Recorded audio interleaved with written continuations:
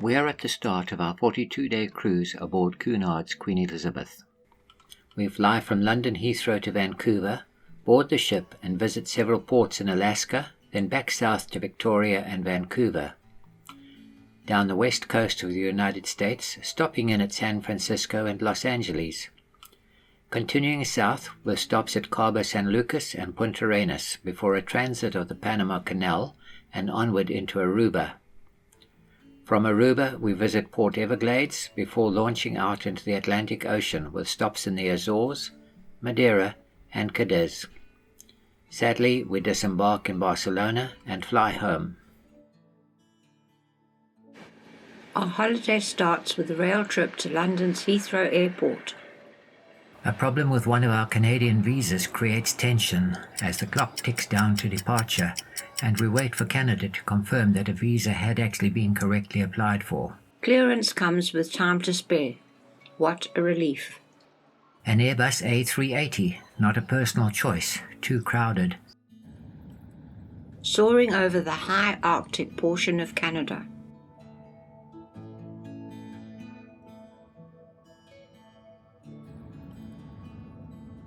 Through fog, into good visibility in Vancouver, where, on landing approach, the boundary between the salty sea and the fresh water of the Fraser River can be seen. Touchdown, Vancouver. It takes a long time to clear the airport. Some 100 passengers, all booked onto the QE2 to go to Alaska tomorrow, have not had their luggage travel with them on this flight. A salmon sculpture reflects the importance of this fish to the economy of British Columbia. A late arrival at the hotel overnight and we start boarding the QE2 at noon. It takes forever. We are finally on board and can take in our balcony room. We take in the Vancouver skyline while trying out our first drinks of the trip. A busy water bus burbles back and forward as we watch. Across the harbour, Grass Mountain. We plan to go up the mountain when we return to Vancouver. Mount Roby Reed in the Golden Ears National Park. The Ironworkers Memorial Bridge. Seaplanes are everywhere in Vancouver.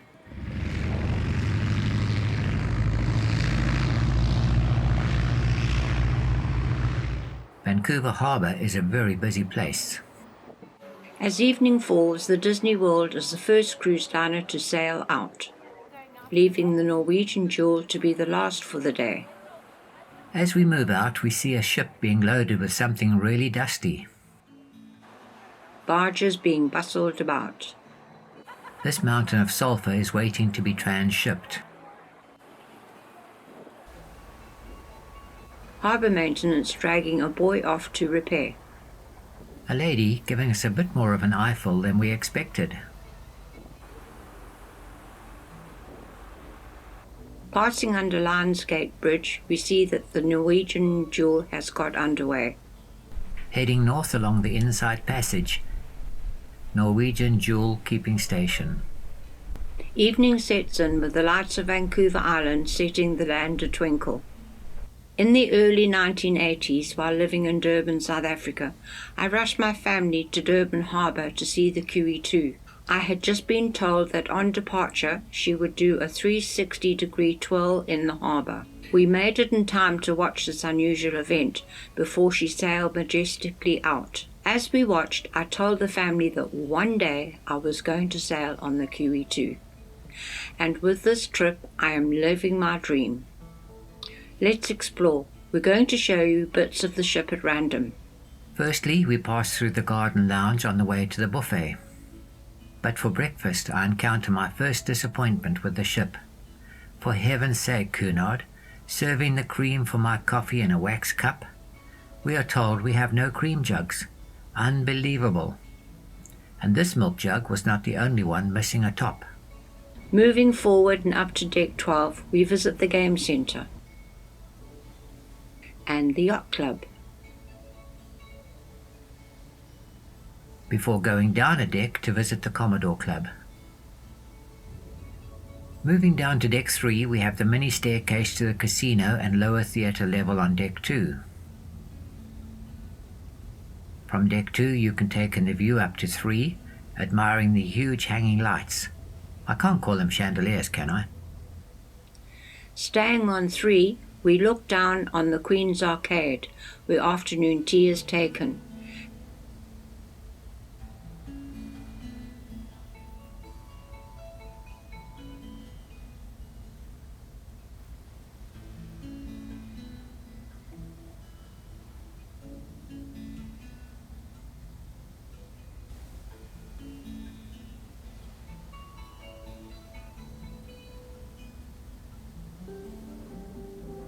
We pick up the grand lobby staircase from deck 2 to 3.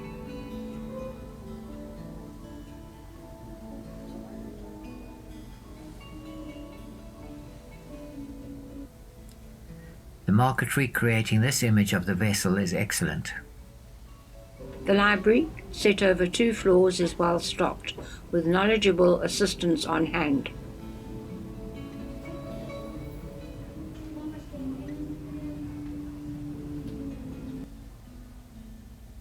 A comfortable seating area alongside the Three Queens gin bar.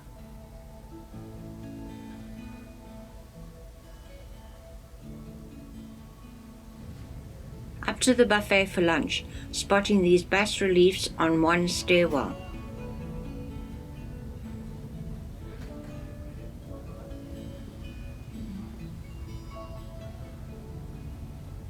Lunch. Oh my goodness. What a tasty, tender slice of beef came off this huge roast. I did have vegetables too, honest. Some folks line dance to release the lunchtime calories. Others, like me, add to them, with this hot chocolate layout for afternoon tea. Indulgent. A quick look around the theatre as we wait for an afternoon lecture and wonder if we've got the right time and place. Other folk look like they could be lost too. Supper in the main dining room. More tomorrow, because we have the first formal dining event with the Ice White Ball. Our lift lobby, as we head to the Commodore Club to relax and maybe see whales. Art along the way. In the club, these paintings of the Cunard fleet. QE2, all 3 queens in port. The QE2 again. Pretty much have the choice of seats, mainly because the bar was yet to open. Something new we learnt. Bars have opening hours. To lunch, we have had rain, and parts of the buffet have had to be closed while staff sort out some leaks. This ship is showing her age and is due for a refit in a year or so. After a lazy afternoon, time to head for the gala dinner. We have Ricky and Roman attending our table group. Table 383. We chose a 2-seater because dining seating is set for the cruise. Icy-themed menu and snowflake serviette ring to match the ice-white theme of the evening. All glammed up, part of our enjoyment on a cruise. Prawn starters. Too busy to photograph anything more. We have a look at the drinks menu. This one knocks me back. US $150 for a tot or $2.90 for a double. What is the mystery drink that commands such a price? Oh, Louis XIII's de Remy Martin brandy. To the ballroom, where these ice sculptures have been made to entrance us.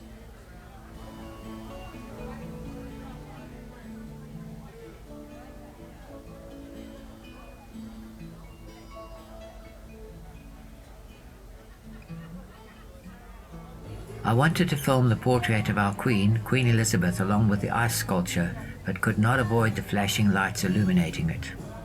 Being a gala evening, dancing to the onboard mini orchestra. After an excellent evening, we have a last stop at the Midships Bar. Sitka, Alaska, tomorrow.